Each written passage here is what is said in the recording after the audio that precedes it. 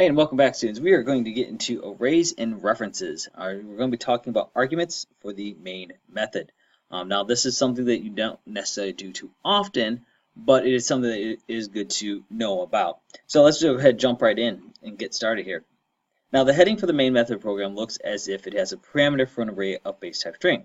So we have public static void main string args, and you'll notice that, of course, we have the two brackets here that make this look like it's an array. Now, the identifier args is in fact a parameter of type string array. So it actually is an array, it's a string array, and args is the parameter. All right, now because args is a parameter, it could technically be replaced by any other non-keyword identifier. So if I wanted that to say public static void main string array gooberfish, I could have it say that. If I wanted to say public static void main string array pizza, pepperoni, whatever, as long as it's not a reserved keyword such as like public or private, you wouldn't want to use those. Now, the reason why we use args is because it's kind of traditionally what we use. So we're always going to use args. In fact, I'm going to encourage you to keep using args. And the reason for that is because, it's traditional. And it's one of those things you're not really generally going to put anything else there. Because you're not really going to ever just randomly type IRGS because it's just not a word that's in our regular vocabulary. So we use args and we just put that up there. Now, it is still perfectly legal to use some other identifier, but again, for our purposes, we're going to keep using args. All right, let's start examining the main method. Now, we've never given main an array argument or any other type of argument for the matter when we ran any of our programs. So we really kind of must ask, what does Java use as an argument then to plug in for args? Well, if no argument is given, then a default empty array of strings is automatically provided as a default argument to main when you run your program. Now, it is possible for Java to run a program in a way that provides an argument plug-in for this array of string parameters. And you actually don't need to provide it in as an array. You can just put it as a string. You can provide any number of string arguments when you run the program, and those string arguments will automatically be made elements of the array argument that is plugged in for args, or whatever name you use for the parameter to main. Now, this is normally done by running the program from the command line of the operating system like so. So you type Java, the name of your program, and then you put some text there. So, for example, like doobie-doo. You could put there, anything really. And we'll show that here in a minute. This will set args 0 to do, args 1 to be, and args 2 to do.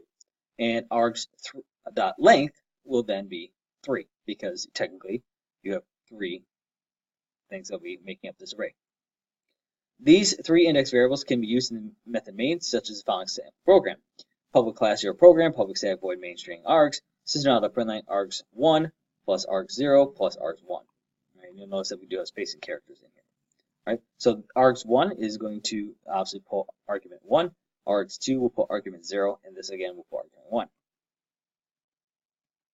So if the program was run then from the command line, we type Java, your program do, the program then output be do be, because remember, this is argument 1, argument 0, argument 1.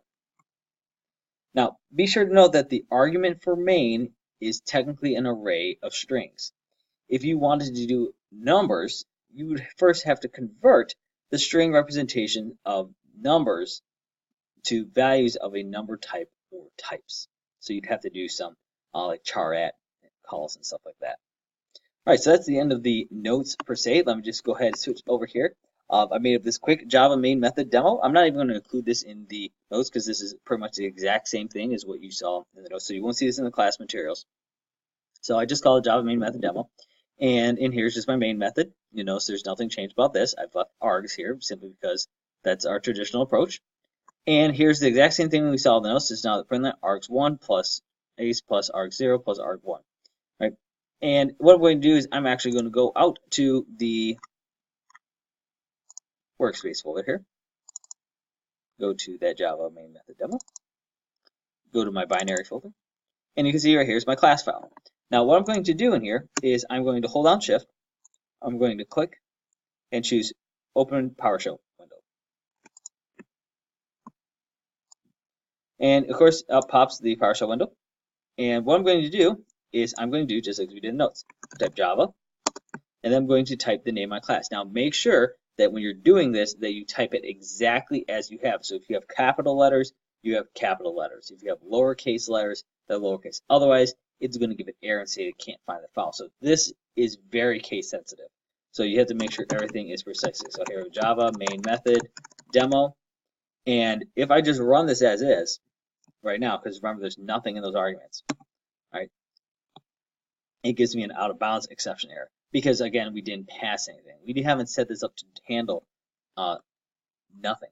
So I'm just going to go ahead and say, let's have it say, let's just do the do be do, and we get b do b, right?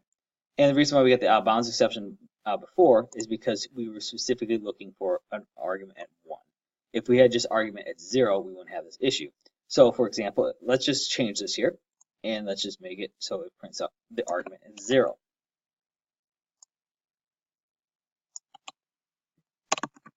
So I'm just going to save that. We're going to go back to here. I'm going to call back that same thing. And let's go ahead and make it just so it's just this class again.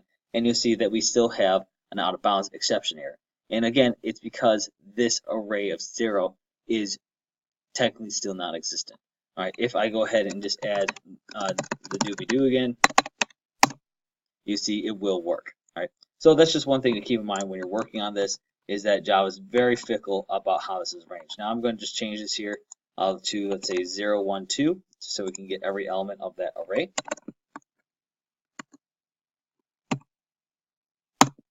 All right, and now we get do, do, do.